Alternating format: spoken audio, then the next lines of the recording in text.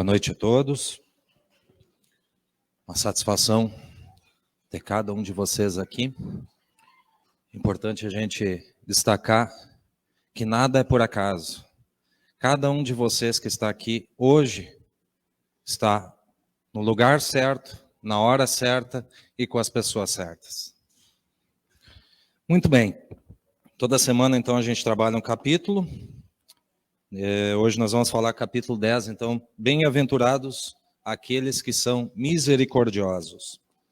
Inicio com uma pequena leitura.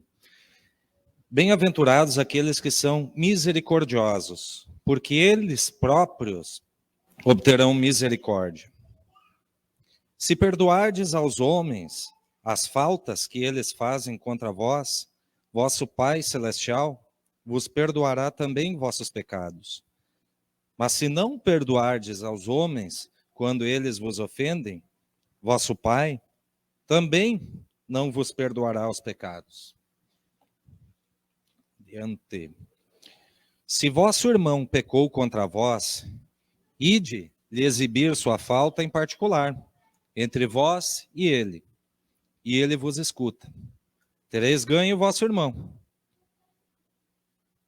Então Pedro, se aproximando, lhe disse: Mas, Senhor, quantas vezes eu perdoarei o meu irmão, quando ele houver pecado contra mim? Será até 7 vezes? E Jesus lhe respondeu: Eu não vos digo até 7 vezes, mas até 70 vezes 7. Pois bem, antes que qualquer um puxe o celular, meu amigo é bravo com o celular, para calcular, uma calculadora. Tem alguma coisa de mística, é algum número mágico, quando Cristo fala 70 vezes 7? Né? Às vezes as pessoas acabam focando, dando enfoque num pequeno detalhe. É algum número mágico? Não, não é. Muitas vezes as pessoas se confundem isso. Não dão a relativa importância ao ensinamento que tem por trás daquilo, não utilizam a massa cinzenta para isso e focam num pequeno detalhe. A questão toda que o Cristo vem passar é que toda vez que um irmão cometer alguma falta, cometer algum equívoco, que nós possamos perdoar. Mas se ele cometer novamente um equívoco, que nós possamos novamente perdoar. Quantas vezes for necessário. Vai chegar um momento que aquele irmão vai ter aquele clique, vai se tocar daquilo. Mas nós devemos ter a consciência de que nós devemos praticar isso quantas vezes for necessário. E nós temos que aprender a fazer isso, porque normalmente a gente não consegue fazer isso uma vez. Então nós temos essa missão para aprender. Certo? Pois bem. E a questão da misericórdia? A misericórdia, ela nada mais é do que o esquecimento e o perdão das ofensas que alguém cometeu contra nós. Então, misericórdia, nós temos ligeiramente ligada à questão do perdão. Perdoar não é fácil às vezes, né? Se é uma discussãozinha, alguma coisa, a gente imagina que é tranquilo. Agora, quando alguém comete um crime, chega alguém e ameaça ou faz mal para um filho seu. É fácil perdoar? É um pouquinho mais difícil. Mas nós devemos praticar. Independente do nível, nós temos que praticar tudo isso. E aí voltamos para aquela questão. A gente bate na mesma tecla, né? Nós não viemos aqui uma vez só, de passeio, de férias. A gente vem várias vezes. E nos é dada essa oportunidade de vir aqui para essa escola, chamada existência, chamada vida, para que nós possamos lapidar aquela aresta que nós ainda temos para melhorar. Porque todos nós ainda temos alguns resquícios, ainda temos alguns pontos que nós precisamos aprender, que nós precisamos melhorar. E aqui a gente tem essa oportunidade. Agora, o que acontece se eu venho para cá? Se eu tenho uma aresta bem grande, vamos dizer assim, eu tenho um defeito bem grande, que eu trato mal o meu colega, tal, e eu fiz mal para ele.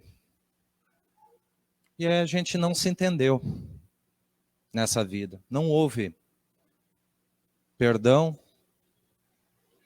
O que vai acontecer? Numa próxima caminhada que a gente tiver aqui, a gente vai se encontrar de novo.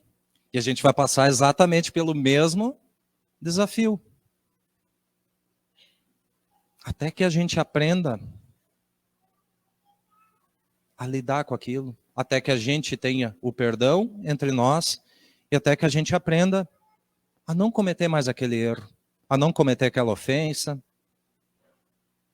Assim, sucessivas vezes, voltamos para reparar os nossos erros e muitas vezes em busca do perdão. E aí a gente volta.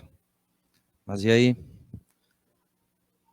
A questão é perdoar 70 vezes 7? O que é melhor? Perdoar 70 vezes 7?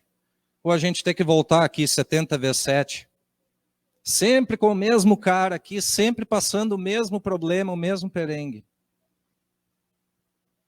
Não é melhor a gente resolver isso de uma vez? E cada um seguir o seu caminho de evolução?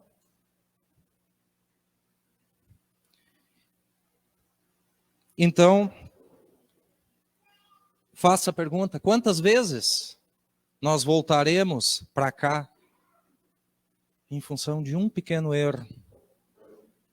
De um erro que às vezes nós não reconhecemos, de um erro que a gente deixou passar, a gente não pediu perdão, nós não pedimos desculpa, dependendo do tamanho. Quantas vezes a gente precisa voltar ainda por causa disso? E aí o próprio Cristo diz, reconciliai-vos com os vossos adversários, com quem a gente tem qualquer dificuldade, qualquer detalhezinho que seja. Aproveita esta oportunidade, esta existência, essa caminhada, enquanto está perto, enquanto está aos nossos olhos, enquanto a gente consegue estar aqui. A gente não sabe o dia de amanhã. De novo, vou usar o exemplo. Brigamos aqui, foi feia. A pegada aqui. E o Alexandre desencarna amanhã. E aí? Se resolveu com a morte de um deles?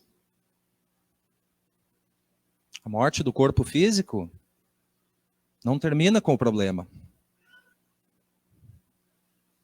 Sempre digo, a gente morre o nosso corpo, a gente continua, nós continuamos existindo, nós continuamos com nossa consciência, e infelizmente a gente continua. Se eu estava sentindo raiva, se eu estava com ódio, eu vou continuar sentindo ódio.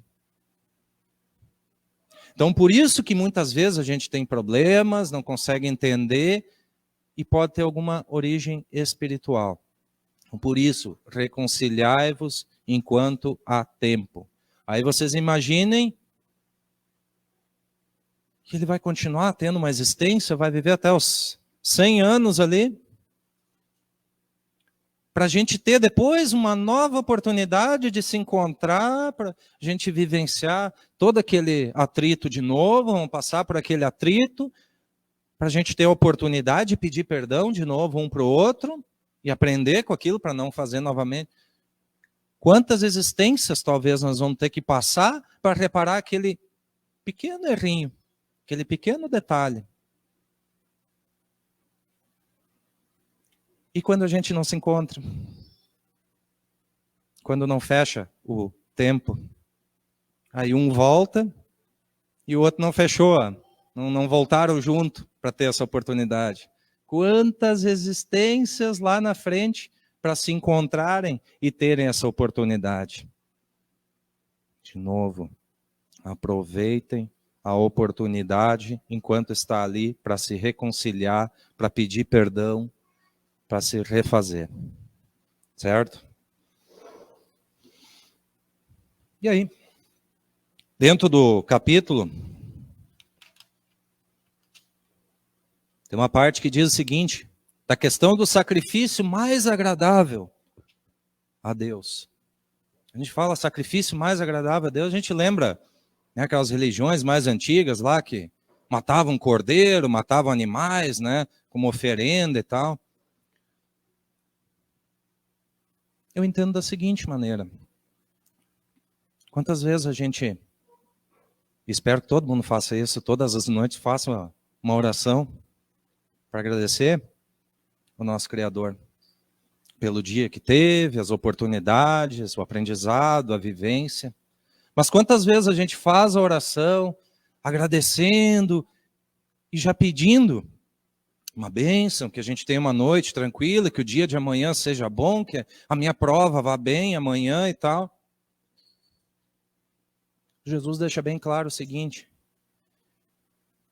o que mais agrada como sacrifício para o Pai é quando a gente está reconciliado com aquele com quem a gente se desentendeu.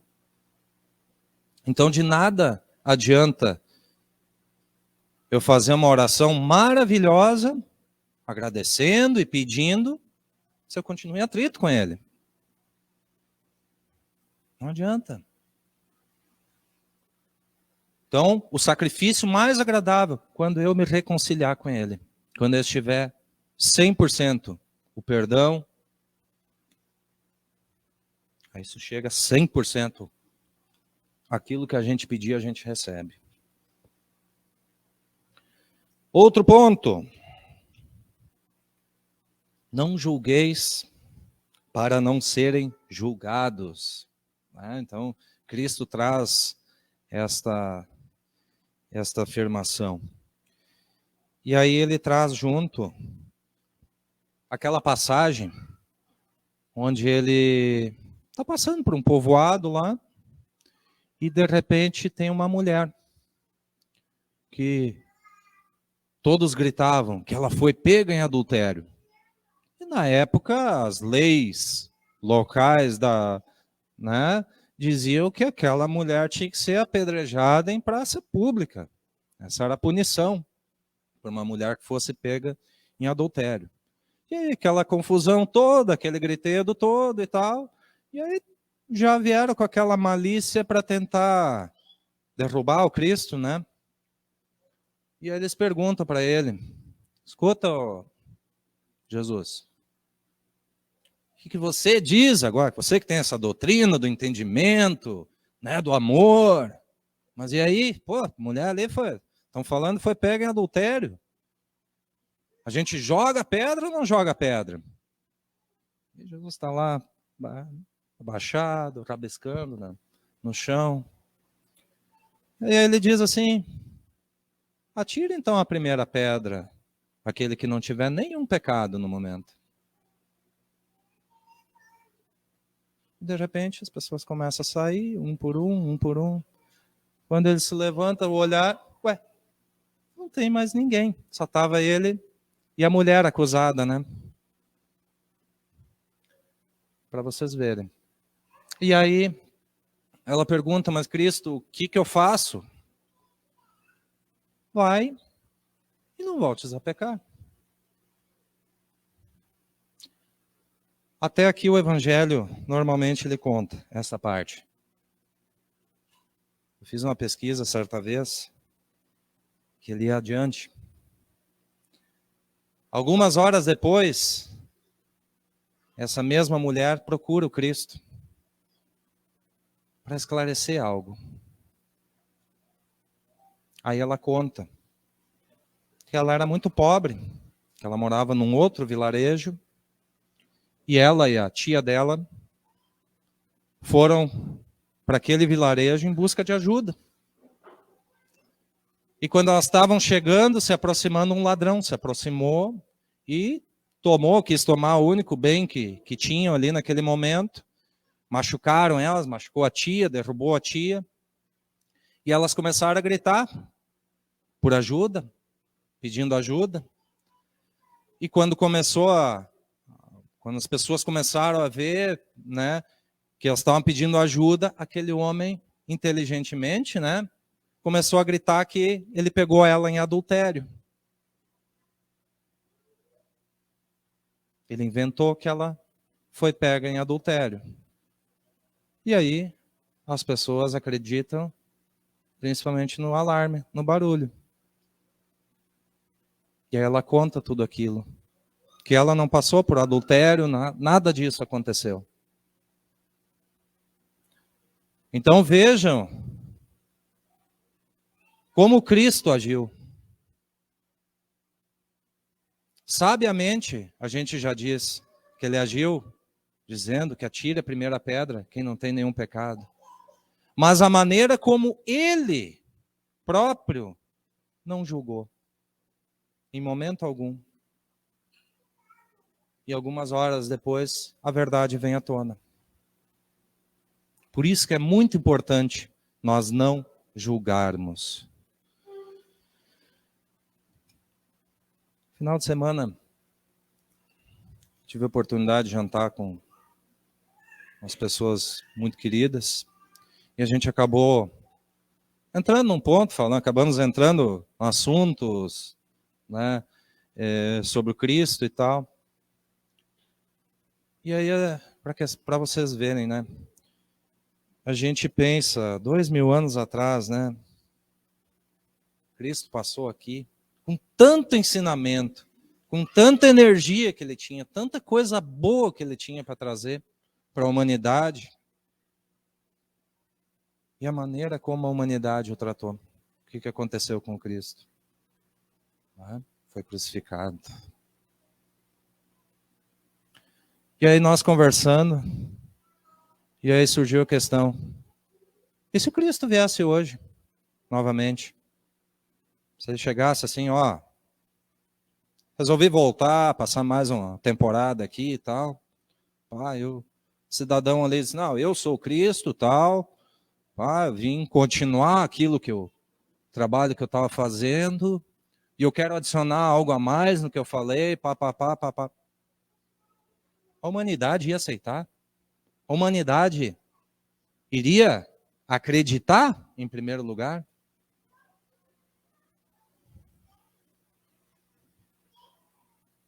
Talvez eu não fosse crucificado, mas ia acontecer a mesma coisa de novo com ele.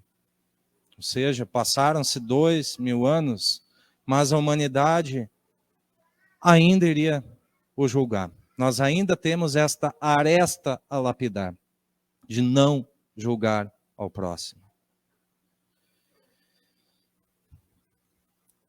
Tem uma frase muito interessante que eu achei dentro deste capítulo, que ela diz o seguinte: feliz daquele que pode todas as noites adormecer dizendo, nada tenho contra o meu próximo. Certo, gente? Fiquem todos com Deus, que assim seja.